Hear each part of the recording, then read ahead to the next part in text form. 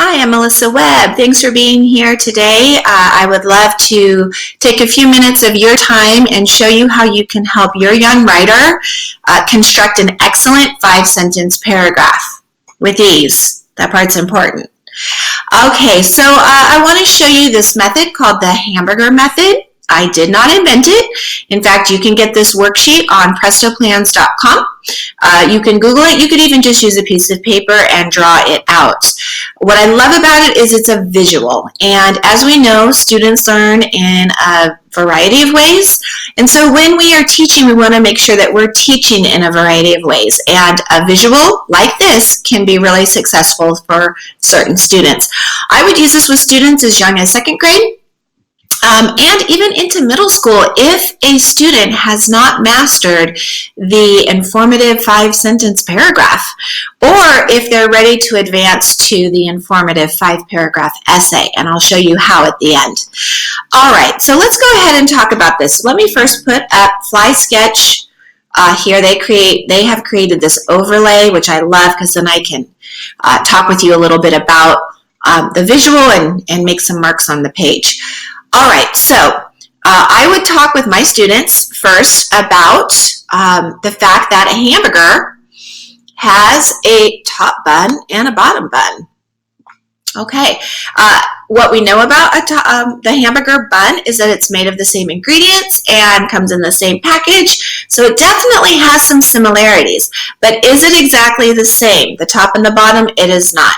Our top bun has the curvature, the bottom bun being flat. However, together, they hold all the good stuff in. And that's just like a good informative 5-sentence paragraph.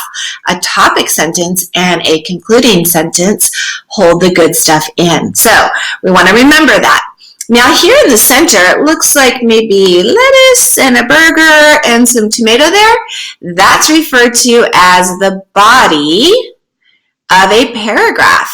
Now, just like a good burger, we could expand all the good stuff in the middle. We could add in some onion rings and some pickles, put on some ketchup and mustard, right? This could grow larger, but it's still going to be encompassed with a top bun and a bottom bun to keep it all together.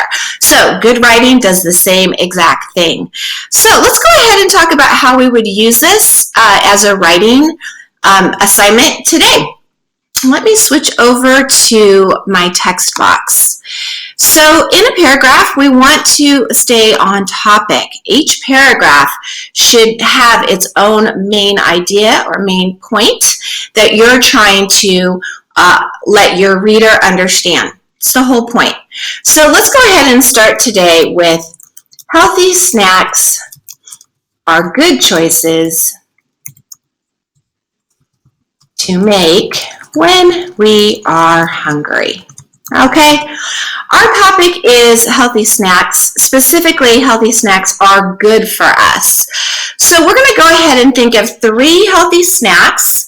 I always recommend minimally 3. This will give you the 5-sentence paragraph when you include your topic and your concluding sentence and your 3 supports. Can it be more? Absolutely. But minimally, let's stick with 3. So I'm thinking of 3 healthy snacks. Let's go ahead and start with blueberries. Blueberries, let's say blueberries have many good vitamins.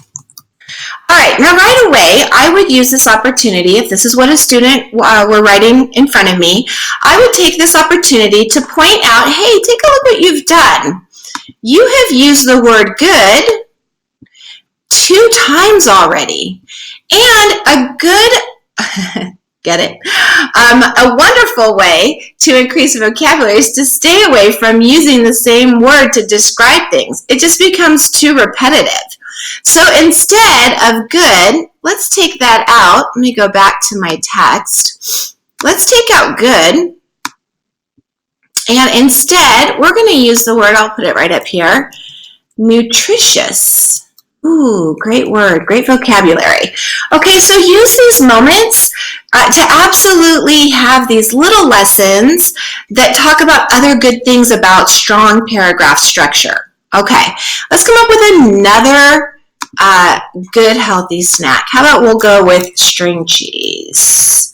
String cheese is packed with protein. Again, I'm not going to go into a full-blown lesson about alliteration, but I would say to my young writer, hey, you just created an alliteration. Hear that repetitive sound? Let's see if I can highlight that. So you're going to let me highlight it? Yeah. Oh, why is it not letting me highlight it? There we go, packed with protein. I would at least mention the vocabulary alliteration so that your student, your child, knows that they're actually using techniques that are out there for good writers.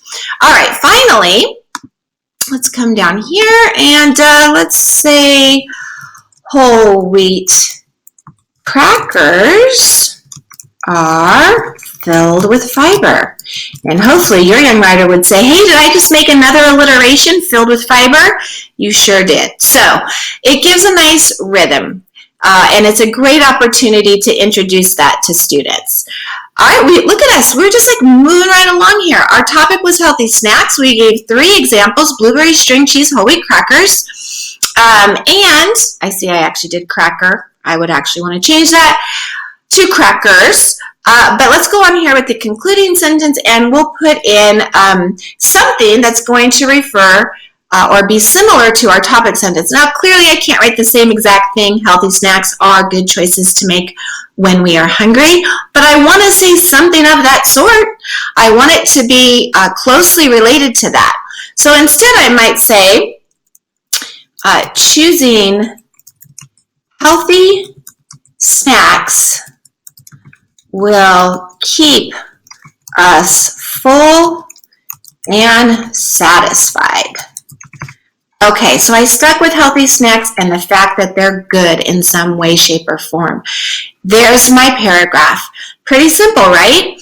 So we would read it all together now. Healthy snacks are good choices to make when we're hungry. Blueberries have many nutritious vitamins. String cheese is packed with protein. Whole wheat crackers are filled with fiber. Choosing healthy snacks will keep us full and satisfied. Boom, right there. 5 sentences, a paragraph done in just a few moments. Now, to really help young writers write well, they need to do it regularly. Just like if they were practicing a sport, they would need to be doing that a few times a week. So I would recommend you could print out this form or on a piece of paper, create a form similar, and at least 2 or 3 times a week, have your child write a hamburger paragraph. You can give them ideas for topics. They could come up with topic ideas of their own, but the more that they do it, the quicker it will come, and soon you'll be having them write a structured, informative paragraph with ease. All right, I did promise I would also share how you could use the same format with students who already have mastered the 5-sentence paragraph. It's the same format for a 5-paragraph essay. All right, let's switch my writing tool back. Take a look. My top button then, instead of being the topic sentence, this is what we would actually call the introductory paragraph. It's going to have my thesis in it, and that thesis is going to lead me into supporting paragraph number 1, and it's going to have supporting paragraph number 2, you see where I'm going, don't you? And supporting paragraph number 3. And just like my introductory paragraph should be similar to my concluding paragraph, right here, I've got my 5th and final concluding paragraph. So, an easy technique, a great visual for those visual learners of yours. It really works. I've used it with a number of students over the years, and if you use it, I know you'll experience the same success. So give it a try, and if I can be any help to you in helping your child be a strong writer, it is my passion. I would love to help you. You can check out my website at writeonweb.com, or you can email me at writeonweb@gmail.com.